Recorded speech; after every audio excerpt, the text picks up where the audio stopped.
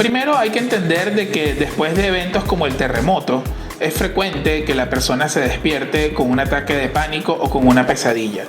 Hay que comprender de que es un fenómeno normal. Durante el sueño, mientras estamos soñando, se generan simulacros. El cerebro y el cuerpo buscan generar escenarios para prepararte en caso de que esto se vuelva a repetir. Así que es un proceso normal y fisiológico. ¿Qué es lo mejor que podemos hacer? En primera instancia se recomienda el mecanismo de medir la cantidad de respiraciones que uno está haciendo e intentar disminuirlas.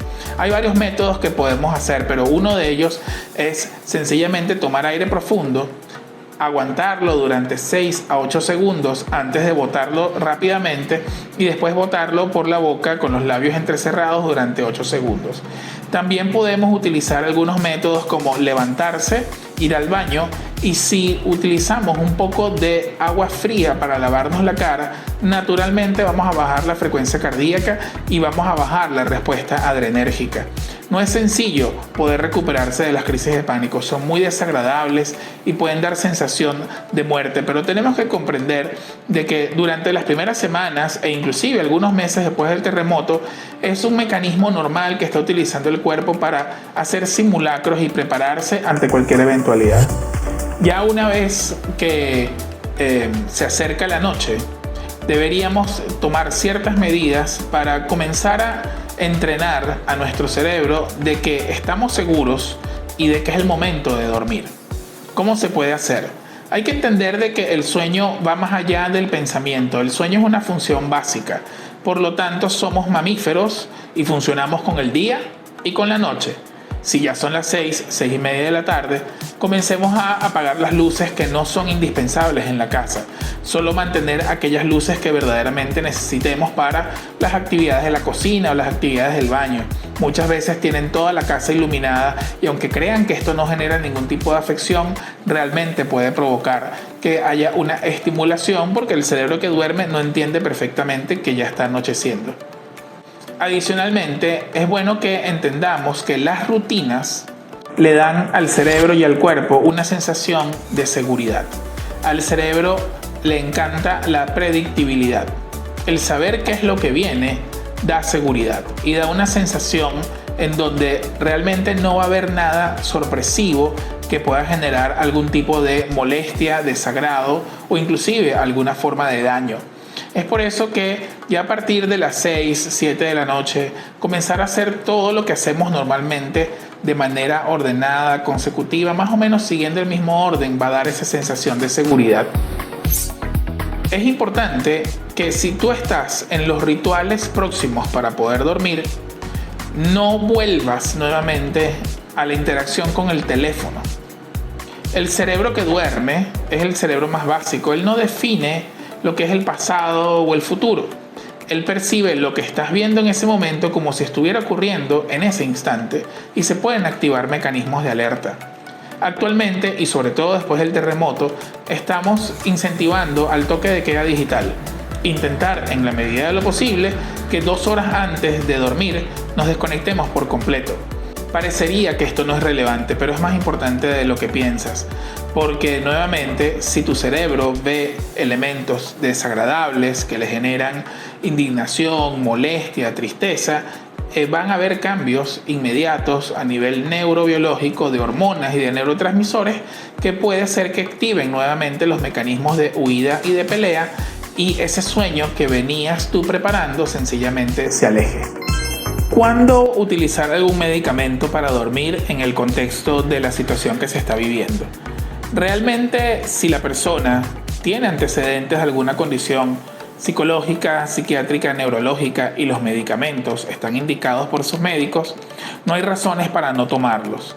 Hemos tenido problemas en donde algunos individuos han dejado de tomar la medicación para dormir porque a veces tienen miedo de que si están con la medicación para dormir y ocurre algún evento, entonces no lo perciban y estén amenazados de daño.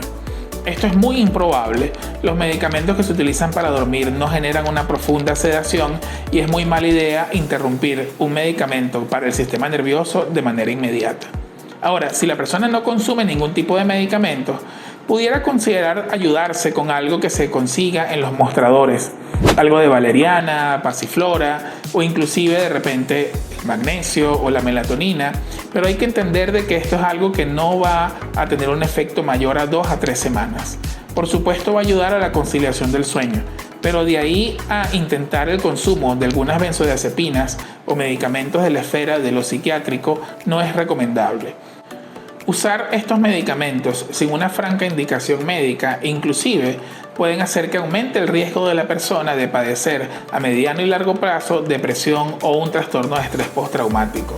Hay que comprender de que aunque sea desagradable el no dormir bien en estas circunstancias, es una respuesta normal y fisiológica del cuerpo y del cerebro ante la amenaza que acaba de ocurrir.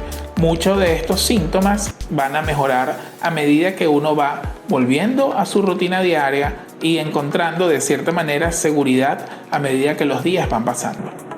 Para ayudar a los niños y a los adultos mayores a sobrellevar mejor todos estos efectos sobre el sueño que se presentaron después del terremoto, lo mejor es las rutinas.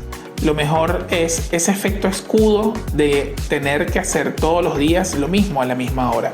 Quizás parece algo simple, pero los estudios han demostrado de que una vez que las personas comienzan a tener rutinas diarias, la sensación de seguridad mejora, la incertidumbre disminuye y los efectos sobre el sueño son notables.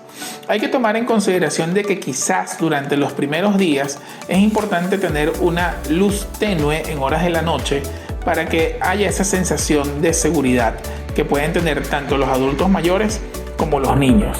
Adicionalmente es importante hacer una protección y evitar la sobreexposición.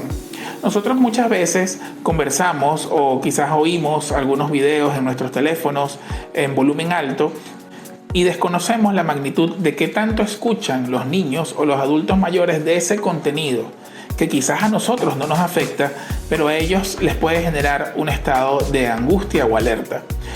Es verdad que la conspiración del silencio y evitar el hablar del tema tampoco es una buena idea, pero tenemos que de cierta manera reducir la exposición al tema durante algunos momentos del día y quizás limitarlo en la medida de lo posible, sobre todo si el niño es muy pequeño o quizás si el adulto mayor tiene algún tipo de déficit cognitivo que pueda limitarle su capacidad de comprensión de la situación que está aconteciendo.